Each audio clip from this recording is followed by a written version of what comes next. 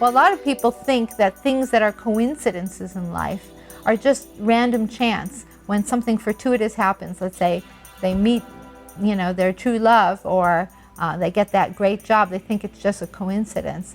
But really, there might be more meaning at work. There might be more going on below the surface of our reality that can explain these phenomena that aren't just random coincidence.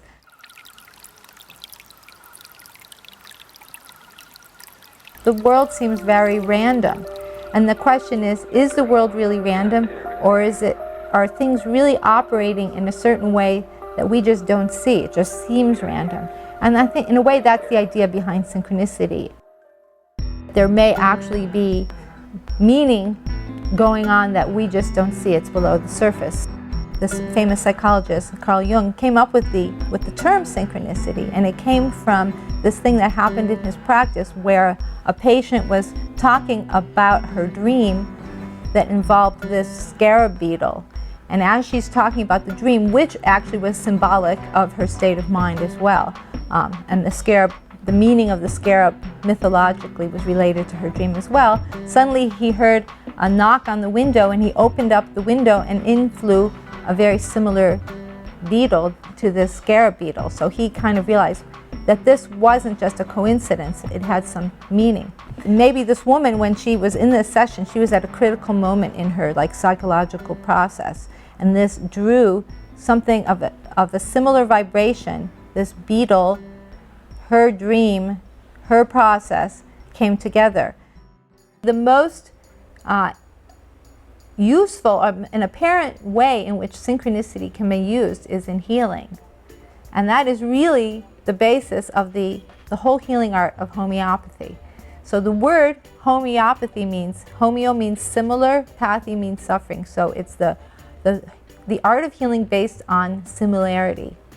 The law of similars, which is the basis of homeopathy, says that if you can find a substance in nature that also carries the same vibration you are in, then that will heal you.